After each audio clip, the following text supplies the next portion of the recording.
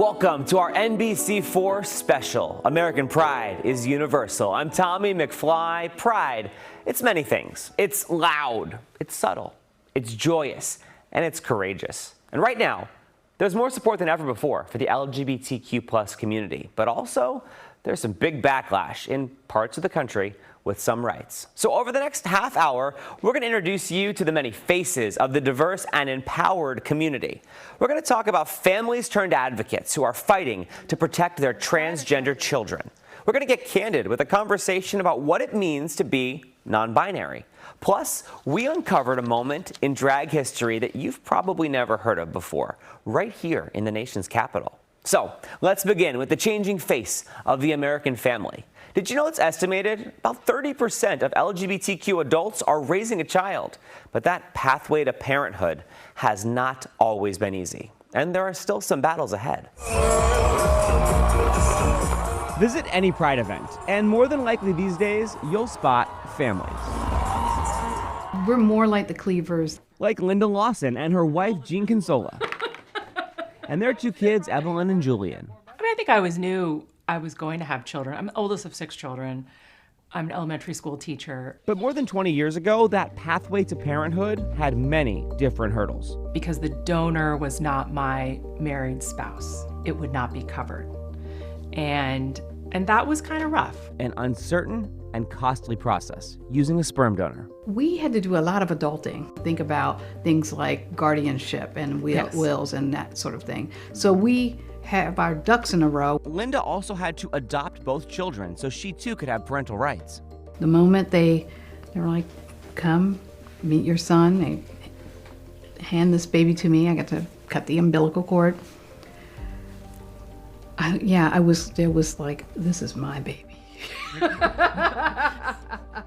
Love at first sight, for sure. So I think many people of my generation who came out in our teens or as young adults, it was almost like you had to close the door on being a parent. In the 1990s, Ellen Kahn worked at Whitman Walker Clinic, helping people in the community to become parents and fighting the ridiculous stigma that people who are LGBTQ couldn't be good moms or dads. The ground's been broken. You're usually not going to be the first or only, although not everybody is out. But even today, building a family could take years of planning and cost thousands of dollars, making it impossible for some, says Stacey Stevenson with Family Equality, which advocates for LGBTQ households. That's a common misperception, right? Is that everyone in the LGBTQ plus community can just, throw out this money to go have children, not understanding that we have a higher poverty level than our straight counterparts. It does prevent a lot of people from adopting, just the financial hurdles. Mel Penrose and his husband Eddie Suarez began the adoption process after getting married in 2010. There are so many kids out there that need a family, that need a home, need parents. So we have been very blessed that our kids found us. They consider themselves extra blessed because their two children, 12-year-old Ariel and 5-year-old Sebastian, are biological siblings. According to the nonprofit Family Equality, same-sex couples are 7 times more likely to be raising an adopted or foster child. You don't know how much love you have inside you until you have this little creature that depends on you. The process was long, and it did not come without pain. In several instances, there were husbands or male partners who came in and said, no, I don't want my child to be raised by a same-sex male couple. Stevenson says, fortunately, things have changed in many parts of our country, but not all. I think by and large, you have many adoption agencies who now accept and promote LGBTQ plus families and people who want to create their family or grow their families. Experts say kids with LGBTQ parents have just as good outcomes when it comes to academics, socialization, and happiness. So you have 2 moms. How's that been? It's been great. It's cool. It's nice. It's great. It's great, yeah. No problem. I always thought it was just a normal life. I thought it was just a normal family.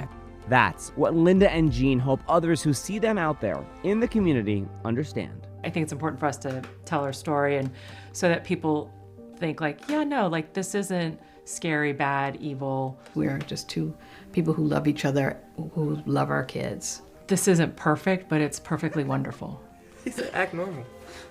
Okay, weirdo. Experts say it was marriage equality that had a major impact in building those families. But even before it became law of the land in 2015, it was California that was ground zero for some of the first weddings in our nation. NBC Bay Area's Joe Rosado Jr. introduces us to one couple as they look back and forward. We knew we were in love from the moment we met.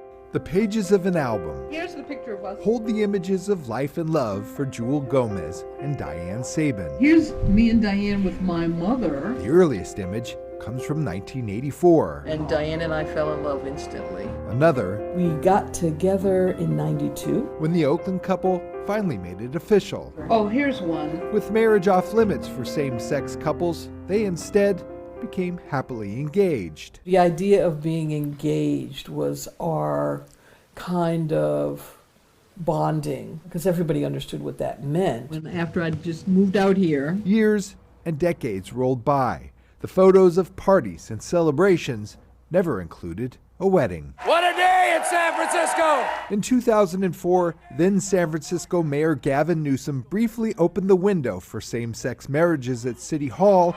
Del Martin and Phyllis Lyon were the first down the aisle. and since I was a city commissioner, I was sworn in, so I started to perform marriages for other people. The state Supreme Court nullified those weddings, but the fight continued. Though marriage wasn't on the radar for Gomez and Sabin, they became plaintiffs in a lawsuit challenging the state's ban on same-sex marriages. And we became part of the case not because we thought, oh, everybody should get married. People should do what they want to do. We felt they should have the choice. That lawsuit paved the way for the state Supreme Court to allow same-sex marriages to resume in California in 2008. San Francisco City Hall was again the scene of the historic I Do's. After watching from the sidelines, Gomez and Sabin finally decided to join them, tying the knot Halloween weekend 2008, their wedding in San Francisco's main library. It was the happiest weekend. Along with romance, that marriage certificate has brought them peace of mind. I don't have to worry about that anymore because it says right on that piece of paper that we legally are joined. Since a 2015 Supreme Court ruling struck down all state bans on same-sex marriage, couples are now free to marry in all 50 states. Sabin and Jewel say they travel around the country without fear. The bridges haven't crumbled, the roads haven't erupted, hell and firearm damnation hasn't happened. In fact, a lot of love and joy. When we come back, transgender children are at the center of a political firestorm. Meet the parents who made a life-changing decision to protect their kid. What they want you to know. Stay with us.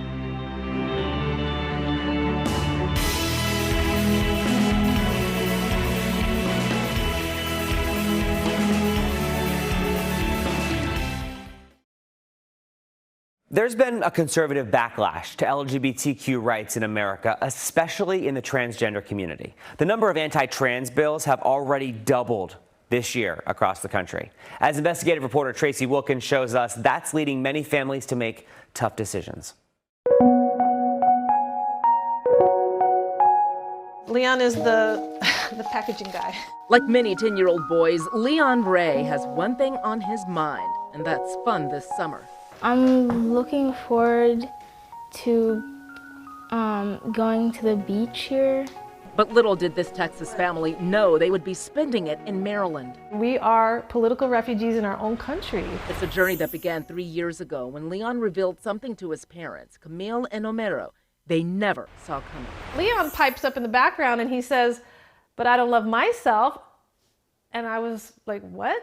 He voiced that he basically has a boy brain in a girl body. The Rays, who are both scientists, realized they needed to learn something new, how to raise their transgender child. Mentally, you have to rewire yourself because, yeah, you're thinking girl, girl, girl, and now it's boy, and it is a mental shift.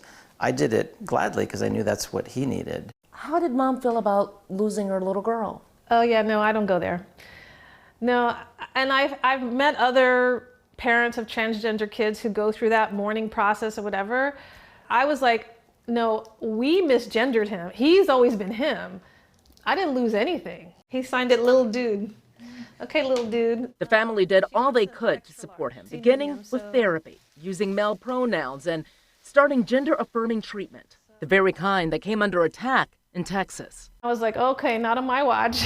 Camille went from mom to advocate, spending weeks protesting anti-trans bills at the state capitol in Austin, even testifying in support of children like Leon.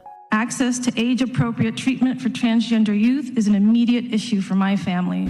Many of these parents never signed up to be activists, but they feel like they have to protect their child because their child's life and happiness is on the line. Rodrigo Henleitinen, executive director for the National Center for Transgender Equality, says they're hearing from families around the country desperate for help. With all of the rising attacks, especially in state legislatures, it has really sent a message to young transgender people that the world doesn't support them, that the world doesn't love them back. And that's an incredibly isolating burden to have to bear. Leading many families to make the drastic decision of uprooting their entire lives. So why Maryland? Because I Googled best places to raise LGBTQ families. It's good. I like that there's like all 4 seasons. Camille says Leon is a different kid here. He doesn't think about this issue every day. We don't think about the issue every day. But the family's fight for all transgender children still continues, even in Maryland, selling these t-shirts to raise awareness. Leon had the courage to stand up and be himself, and he's giving the rest of us permission to do the same. I've learned from Leon is to be myself. What a gift. He is a gift. Texas, along with more than a dozen states, have now banned gender-affirming care for minors. The American Medical Association, along with other major medical organizations, opposed those bans. Just ahead, it's still one of the most misunderstood parts of the queer community, the question of gender and living life as a non-binary person. When American Pride is Universal returns.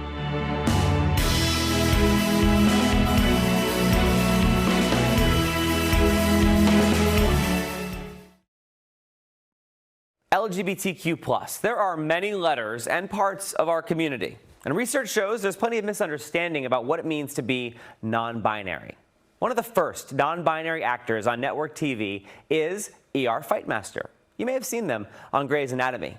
NBC Chicago's Matthew Rodriguez sat down with Fightmaster to talk about how they're standing up for the gender non-conforming community.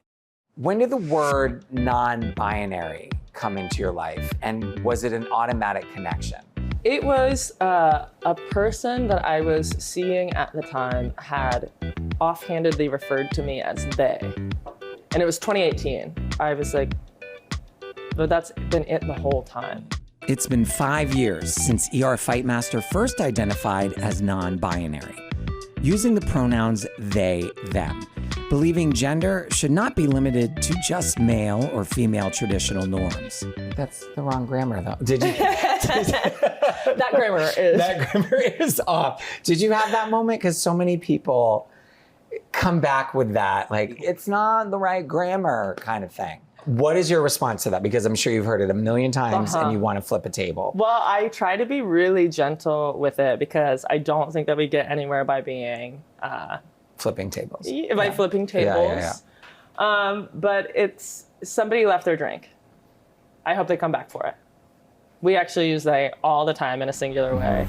I think we as a culture have an innate urge to push back against any kind of change. Any kind of change. And so we are hearing people say, this is my identity. This is my identity, and I want you to see me, and so I'd appreciate if you would, accept my identity. And people are going, wait, what? No, no, the grammar is not right. Well, even if the grammar was incorrect, somebody's telling you who they believe that they are. That should take precedent. That should be the most important thing. And so you just have to ask yourself, even if you can't get there with the grammar, what is more important? Me being a grammar Nazi or me making people feel seen? ER divides gender into 2 distinct categories, spiritual and cultural gender. Their experience pushes back on the traditional idea of what gender means in America. So when I'm experiencing gender, I'm experiencing the energy that is honest to me. And so that looks like a rejection of American culture, which is why I think we push back against queerness and transness and non-binary.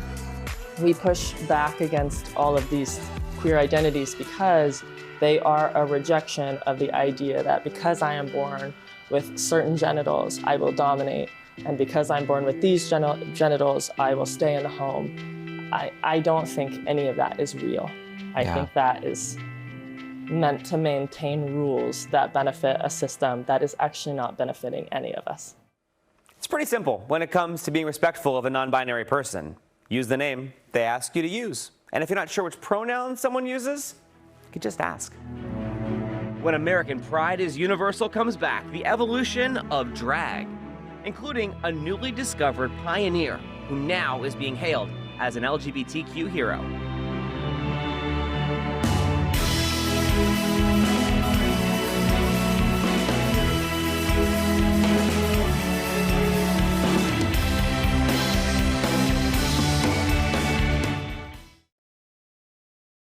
While drag has moved mainstream, it's become controversial in parts of the U.S. GLAAD has tracked almost 200 incidents of protest and threats targeting drag events since last year.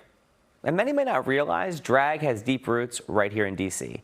As Jumil Labanji shows us, efforts are underway to put a spotlight on a little-known pioneer who helped pave the way.